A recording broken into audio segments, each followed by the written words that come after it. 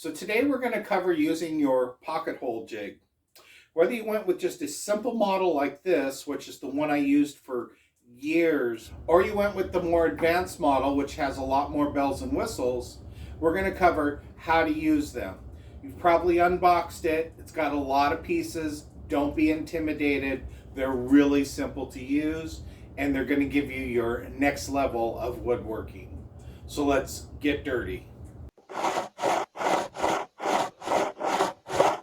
So one thing to notice right off the bat is you do have a couple holes here on the bottom of it.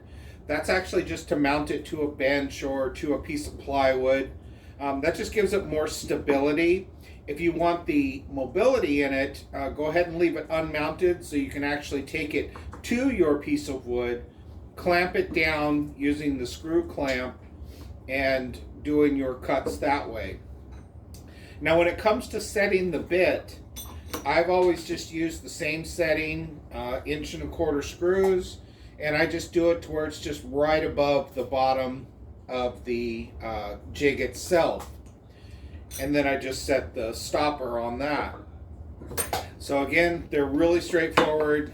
Put a piece of wood in, you screw it down, and then you just simply put your pocket holes, and usually about every 6 to 8 inches. If you don't have 6-inch piece of wood, I would put a couple in here, probably about 4 inches. So again, these are really straightforward, pretty much one setting and you're done. Let's move on to a little bit more advanced model here. So if you went with the Kreg system, this one here has many adjustments on it. First one we'll cover is this piece right here. You can see there is numbers on the side here. It actually says board thickness. So for our purposes, for board thickness, we'll pretty much just be using 3/4 and 1.5. If you have a different size board, just go ahead and use whatever the thickness setting is. So you just put it in, line up the 3/4, and then just screw it back down. Pretty simple there. Next thing we'll go over is this T-wrench here. Now on this T-wrench, what it's for is just to loosen the stopper so you can adjust what depth or thickness you want. So with that said, you can see on the actual jig itself, there are again a bunch of numbers. So we're going to set this cutter to 1.5 inches because this is my 1.5 inch cutter. Now when we set it, we're not lining it up to the bottom of the bit. We're actually going to line it up to where the cutter starts. So you can see, I'm going to take it down to where the cutter lines up with the 1.5 inches, and then I'm going to take my T-wrench and I'm going to tighten it up. I actually have two cutters. One is always set for 3/4, one is always set for 1.5. That way I don't have to keep switching the stopper every time I switch the board thickness. Now on this one here, this one's a little bit more advanced. And you can see they actually have numbers right on the bit itself. In this case, it's just a matter of lining up this hole to either the 1/2, 3/4, or 1.5. So once that's lined up, you would just tighten it down with the T-wrench, and this one is good to go. Now your jig probably came with some of these. Now what these are for is these are 3/8 inch doweling, and these actually just go into the holes that you cut, like so. Put a little glue in there, and then use a flush trim saw, and you're just basically hiding the hole that you made once you put the screw in. So these are pretty easy. Now one thing I will note is that you can buy them pre-cut like this. They are a little more expensive, but if you're going to be using a lot, I'd recommend go ahead and buy yourself a bag of 3/8" hardwood doweling, and then that way you can just kind of make your own as you go. A lot less expensive, and it's pretty easy to do.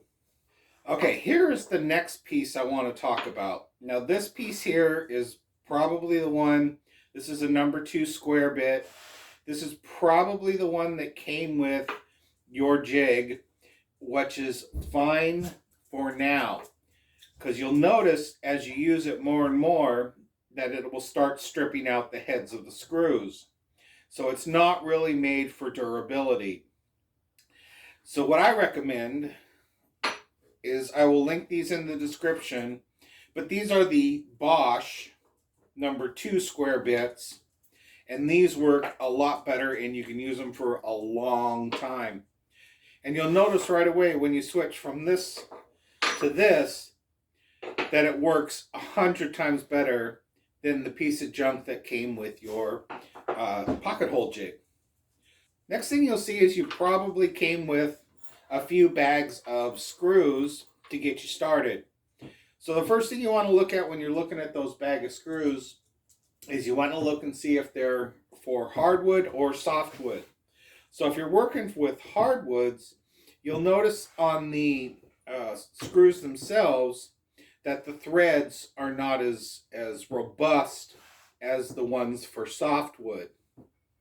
So I mainly just work with softwood, so I always stick with softwood screws. When it comes to screws, you want to use 1¼ screws when you're working with 3/4" stock, and you want to use 2.5" screws when you're working with 1.5" stock. You'll notice that these are blue. The reason why they're blue is these are rated for exterior use. I do a lot of exterior furniture, so that's why I have the blue ones. So the next thing we're going to cover is we're going to cover actually using our pocket hole jig. So we've got a 3/4" piece of stock. So the first thing we want to do is we want to butt it up against this edge, and then we're going to line it up about where we want the pocket hole. Once we have that done, we need to clamp it down. Now when we're clamping it down, we're not looking at hulking it in there. We want to just make sure it's clamped down enough to where the piece of wood will not move. So you can see, nice and easy, piece of wood's in there. So that's a perfect fit for a 3/4" piece of wood. If I physically have to use all my strength to push this down, that's not good. Let's not do that. So now that we have this piece of wood clamped in here, now we're going to actually go ahead and cut our pocket hole. So we have it set at 3/4" for the board thickness, and we have our bit set for 3/4". So let's put the bit in there. We're going to pull the trigger and we're going to cut the hole.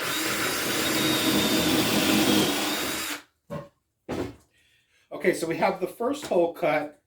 Now let's go ahead and cut another one about, let's say 4 inches away. So we're going to clamp that down.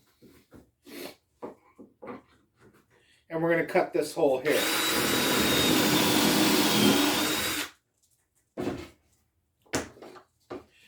So there we go. We have our 2 holes cut. And we're ready to attach it to another piece of wood.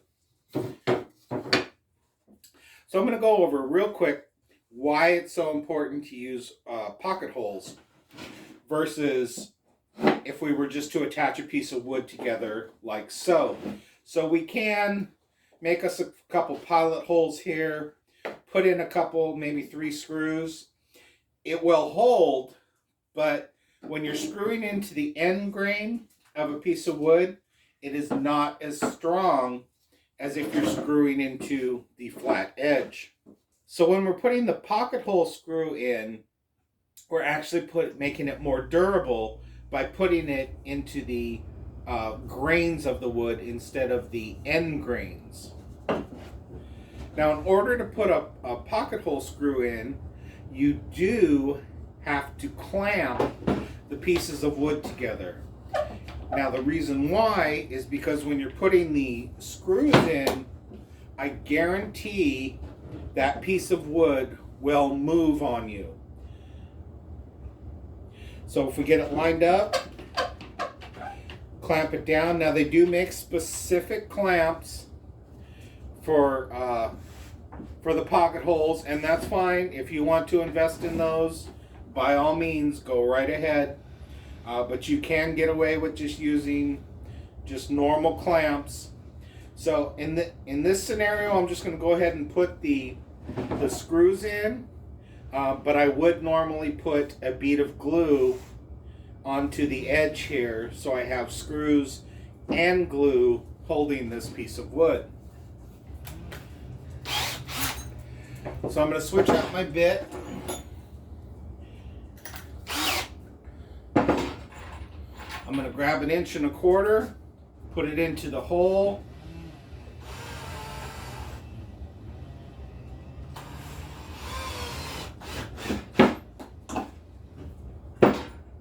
Then I am going to flip it over, adjust my clamps where that side is lined up, do the same exact thing, find the hole,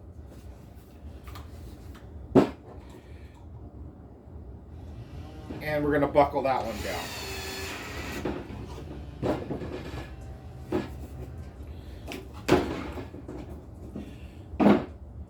And voila. So that's how that's done. It's like I said, it's really simple. Don't be intimidated. Now if we wanted to hide this hole, we would simply put some glue on this doweling, grab our pull saw,